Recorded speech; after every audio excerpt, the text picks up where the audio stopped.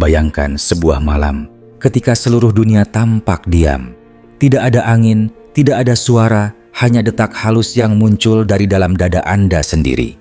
Di tengah keheningan itu, seseorang duduk bersila, menahan lapar, menahan haus, menahan kata, menahan segala sesuatu yang biasanya menjadi pelarian manusia. Laku ini disebut tirakat, dan konon, sebagian orang percaya bahwa ketika jasad dilemahkan, justru roh menjadi terang, dan pintu kebatinan terbuka lebar. Namun, benarkah demikian? Pertanyaan inilah yang selama ratusan tahun dibisikkan dari mulut ke mulut para pencari ilmu, para pewaris ajaran leluhur, hingga mereka yang berdiam di puncak gunung atau pinggir sungai dalam kesunyian malam. Banyak yang mendengar, banyak yang menirukan, namun sedikit yang benar-benar memahami hakikatnya. Dalam dunia spiritual Jawa, tirakat, terutama tirakat puasa, sering dianggap sebagai gerbang awal menuju ngerti rasa, ilmu batin yang tidak bisa diukur dengan logika dunia biasa. Tetapi apakah benar tirakat puasa dapat membuka ilmu kebatinan? Atau hanya sebuah simbol disiplin? Atau mungkin jauh lebih dalam dari itu? Video ini akan mengungkapnya. Kita akan menelusuri jejak sejarah dan filsafat kuno tentang hubungan antara puasa, kesunyian, dan kesadaran batin. Kita akan mengupas inti rahasianya. Apa yang sebenarnya terjadi pada tubuh, pikiran, dan energi seseorang ketika ia menjalani tirakat puasa. Mengapa banyak orang dahulu, bahkan hingga sekarang, menganggapnya sebagai syarat mutlak untuk memasuki dunia batin? Dan yang paling penting, apakah setiap orang yang berpuasa otomatis bisa membuka kemampuan kebatinan? Atau ada syarat lain yang lebih halus, lebih tersembunyi? Dalam perjalanan ini, Anda akan menemukan bahwa puasa bukan sekadar menahan makan dan minum, tetapi sebuah laku yang mampu mengubah getaran diri, memperhalus rasa, dan mengembalikan manusia pada inti dirinya yang paling murni. Selamat datang di sebuah pencarian kuno. Sebuah perjalanan menuju pintu batin yang selama ini mungkin hanya Anda dengar, namun belum pernah Anda ketuk. Sejak masa para leluhur Jawa masih menggantungkan hidup pada alam, tirakat puasa sudah menjadi bagian dari laku ngelmu, sebuah syarat dasar sebelum seseorang diizinkan memasuki ranah kebatinan. Dalam catatan-catatan kuno, baik dalam serat, tembang, maupun tutur lisan, puasa dipandang bukan sebagai hukuman bagi tubuh, tetapi sebagai pembersihan loroning ati, pelurusan getaran halus yang menjadi dasar terbukanya mata batin. Dalam tradisi Jawa, ada sebuah konsep yang dikenal sebagai watu gilang, sebuah metafora tentang permukaan batu yang kusam. Bila dibiarkan, ia hanya tampak biasa. Namun, bila digosok terus-menerus, ia akan memantulkan cahaya yang tersembunyi di dalamnya. Demikianlah diri manusia dalam pandangan kejawen. Batin kita pada dasarnya bening, tetapi tertutup oleh kabut hawa nafsu, rasa takut, keinginan duniawi, dan pikiran yang tak pernah berhenti. Puasa adalah proses menggosok batu itu. Lambat, kadang menyakitkan, namun sangat mujarab untuk memunculkan cahaya yang tersembunyi. Dalam serat Wedatama, puasa disebut sebagai salah satu cara untuk ngudari pepeteng, mengurai kegelapan batin. Kiai Mangkunegara AF menulis tentang pentingnya ngelowongi awak, melonggarkan tubuh, agar enrawang rasa, melihat dengan rasa.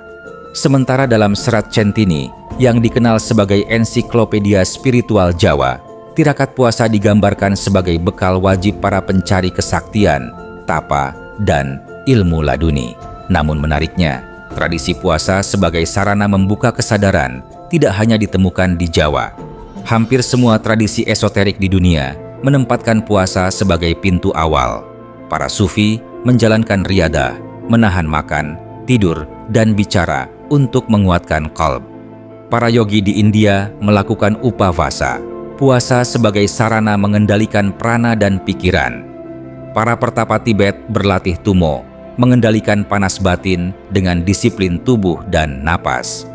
Dalam filsafat Yunani kuno, Pythagoras meminta murid-muridnya berpuasa sebelum belajar geometri suci. Kesamaan ini bukan kebetulan. Sejak ribuan tahun lalu, manusia menyadari bahwa saat tubuh dilemahkan, ada sesuatu yang justru menjadi lebih peka. Dalam pandangan spiritual, tubuh hanyalah selimut kasar, sementara kesadaran halus membutuhkan keheningan agar bisa didengar. Khusus dalam konteks Jawa, puasa bukan hanya ritual fisik, ia selalu dihubungkan dengan olah rasa, olah sukma, dan olah pikir. Para leluhur percaya bahwa ngelmu tidak bisa diturunkan begitu saja. Ia harus ditarik oleh kesadaran yang bersih, dan tirakat puasa adalah cara paling cepat untuk membersihkan kesadaran itu. Dalam filosofi kejawen, dunia ini adalah jalinan energi. Sangkan paraning dumadi, asal dan tujuan hidup hanya bisa dipahami oleh mereka yang rasanya tuntas dari kabut dunia. Maka, tirakat dianggap sebagai syarat, bukan karena puasa itu magis, tetapi karena ia membuka jalan bagi sensitivitas batin untuk bekerja. Dengan memahami akar sejarah dan filosofinya, kita mulai melihat bahwa puasa dalam konteks ilmu kebatinan bukanlah sekadar tradisi, melainkan sebuah teknologi kesadaran yang diwariskan dari generasi ke generasi. Untuk memahami apakah tirakat puasa benar-benar bisa membuka ilmu kebatinan, kita harus menyelami apa yang sebenarnya terjadi di dalam diri manusia ketika ia memasuki keadaan menahan. Dalam tradisi Jawa, ada sebuah pepatah halus, nalika awak rekasa, rasa dadi waskita. Artinya, ketika tubuh diremukkan, rasa menjadi tajam. Ini adalah fondasi pertama dari hubungan antara tirakat puasa dan kebatinan. Perubahan pada rasa, satu rasa yang menguat. Saat tubuh dilemahkan, dalam kejawen, rasa bukan sekadar perasaan emosional. Ia adalah sensor batin, kompas halus, antena yang menangkap getaran energi. Rasa adalah bahasa asli manusia sebelum pikiran berkembang. Namun, dalam kehidupan modern, rasa tertimbun oleh suara-suara lain, keinginan, kecemasan, distraksi, dan rutinitas. Ketika seseorang berpuasa, 3 hal mulai terjadi. 1. Tubuh menurunkan frekuensi energi kasar. Nafsu konsumsi menurun. Sistem pencernaan beristirahat. Aktivitas internal melambat. 2. Pikiran mulai kehilangan cengkeramannya. Selama puasa, tubuh tidak mendapatkan pelarian cepat melalui makanan. Pikiran pun dipaksa menghadapi dirinya sendiri. 3. Rasa yang biasanya diredam mulai muncul ke permukaan. Ibarat danau keruh yang dibiarkan tanpa gangguan, lama-lama airnya bening dan Anda bisa melihat dasar danau itu. Puasa menciptakan kondisi tersebut. Karena itulah, para leluhur selalu memulai laku kebatinan dari puasa. Tidak langsung meditasi, tidak langsung mantra, tidak langsung wirid. Karena tanpa rasa yang bersih, semua itu hanya menjadi ritual kosong. 2. Perubahan energi. Halus dalam diri. Dalam perspektif kebatinan, manusia terdiri dari 3 lapisan energi. Energi kasar, tubuh, panca indera, nafsu biologis. Energi tengah, pikiran, emosi, ego. Energi halus, sukma, intuisi, kesadaran batin. Puasa bekerja dengan cara menurunkan volume 2 lapisan pertama, sehingga lapisan ketiga menjadi lebih terdengar. Bayangkan, Anda berada di sebuah ruangan yang berisi 3 jenis musik, gending keras, gamelan lembut, dan bisikan suling. Selama ini, gending dan gamelan terlalu dominan, itulah tubuh dan pikiran. Tetapi saat Anda puasa, gending mengecil, gamelan mereda, dan untuk pertama kalinya, bisikan suling terdengar jelas. Itulah sukma, sumber kemampuan kebatinan 3. Gerbang hening, suwung. Dalam beberapa aliran kejawen, disebutkan bahwa kebatinan hanya dapat terbuka ketika seseorang menyentuh keadaan suwung, yaitu kekosongan batin yang bukan hampa, tetapi penuh kesadaran. Puasa adalah jalan tercepat menuju suwung, karena ia memutus sambungan dengan kesenangan duniawi, ia mengurangi gangguan pikiran, ia memperhalus energi internal, ia memunculkan kepekaan terhadap gerak halus dalam diri. Ketika seseorang memasuki suwung, ia mulai bisa merasakan hal kecil yang sebelumnya tidak pernah ia sadari. getaran, firasat, intuisi, bahkan bisikan hati yang murni. Inilah pintu awal kebatinan. 4. Mengapa? Tidak semua orang yang puasa mendapat kebatinan. Ini bagian yang sering disalahpahami. Ada yang berkata, "Kenapa saya mutih 7 hari tapi tidak mendapatkan apa-apa? Kenapa orang lain bercerita soal firasat, sedangkan saya hanya lemas?" Jawabannya sederhana. Puasa adalah kunci, bukan pintu. Jika kunci diputar pada pintu yang salah, ia tidak akan membuka apapun. Syarat lain yang harus menyertai puasa adalah niat yang jernih, pengendalian pikiran, ketulusan laku, ketenangan batin, keberlanjutan latihan. Tidak dilakukan untuk kesaktian semata. Tanpa itu semua, puasa hanya menjadi ritual menahan lapar tanpa transformasi batin. Jika pada bagian sebelumnya kita membahas bagaimana puasa melemahkan energi kasar untuk memperkuat energi halus, maka kini kita masuk ke wilayah yang lebih dalam, lebih subtil, yaitu mekanisme kebatinan itu sendiri. Mengapa tirakat puasa dianggap mampu membuka pintu-pintu batin yang selama ini terkunci? Jawabannya berkaitan dengan 3 konsep inti dalam spiritual Jawa: ketenangan, ketajaman rasa, dan keselarasan energi. Tanpa memahami ketiganya, seseorang tidak akan melihat hubungan langsung antara puasa dan kebatinan. 1. Ketenangan, meredam gelombang untuk melihat dasar. Bayangkan, Anda memegang sebuah cermin dan menggoyangkannya. Apakah ia bisa memantulkan wajah Anda dengan jelas? Tentu tidak. Begitu juga batin. Dalam keadaan biasa, batin manusia seperti permukaan air yang berombak. Pikiran terus bergerak, perasaan naik turun, keinginan bergantian datang dan pergi. Dalam kondisi ini, kemampuan batin tidak dapat bekerja karena kebatinan hanya muncul saat batin tenang, bukan saat batin sibuk. Puasa menghambat sumber utama kegelisahan batin, aktivitas biologis dan dorongan insting. Ketika tubuh tidak diberi bahan bakar berlebih, pikiran menjadi lebih pelan. Ketika pikiran melambat, batin mulai stabil. Dan ketika batin stabil, gerakan halus yang selama ini tertutup akhirnya tampak. Disinilah banyak orang mulai merasakan firasat, intuisi, atau kepekaan yang tidak pernah ia alami sebelumnya. Itu bukan muncul tiba-tiba, itu memang selalu ada, tetapi tertutup oleh riuhnya diri. 2. Ketajaman rasa, rasa iku cahyaning sukmo. Dalam kebatinan Jawa, ada ajaran bahwa rasa adalah cahaya sukma. Artinya, rasa adalah alat penglihatan batin manusia.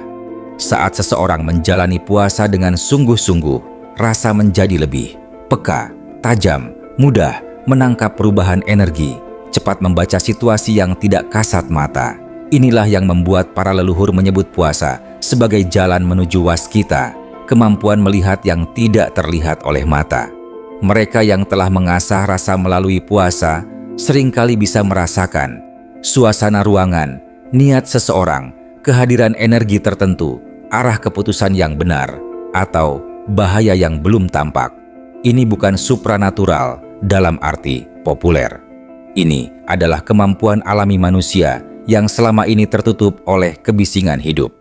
3. Keselarasan energi, nyawiji, dengan alam dan diri.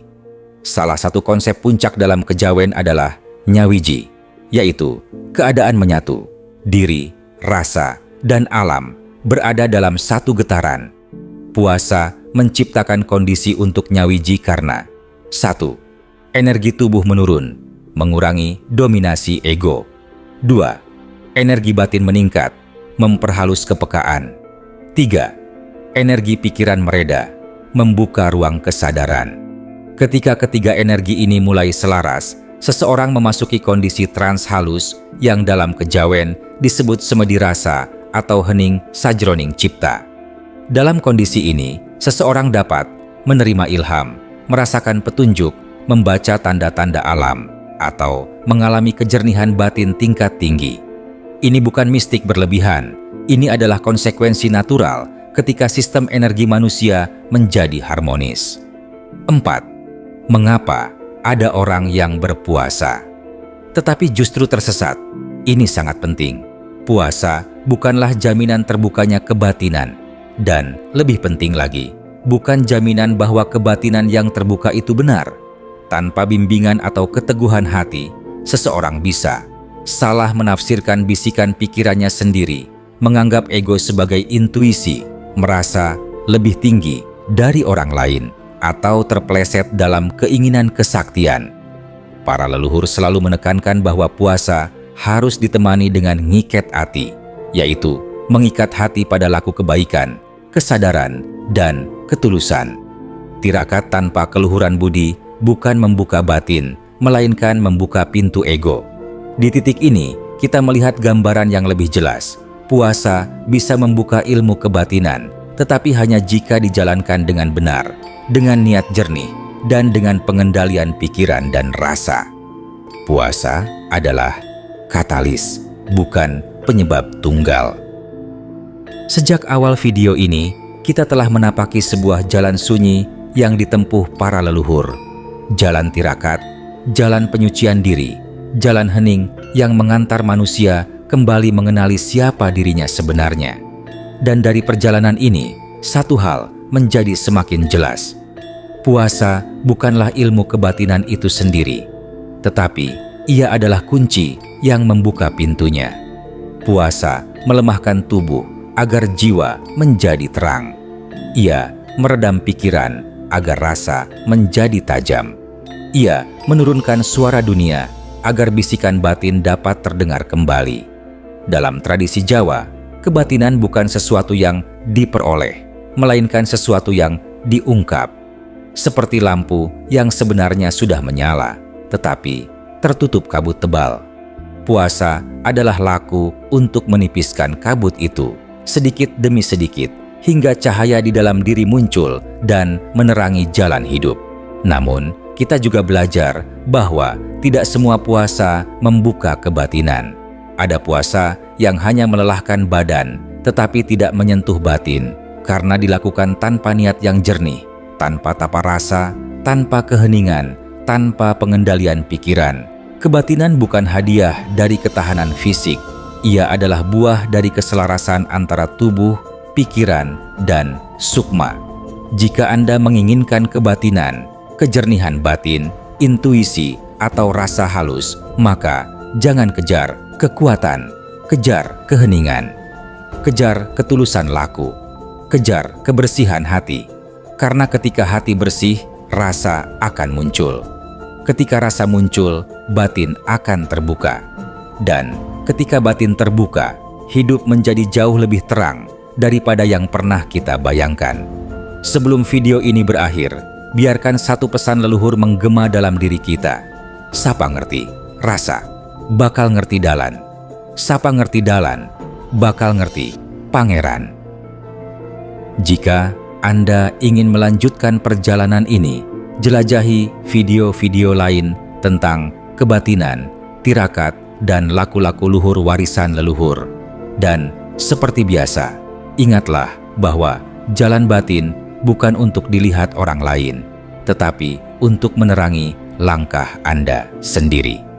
Terima kasih telah mengikuti perjalanan ini. Sampai jumpa di laku berikutnya.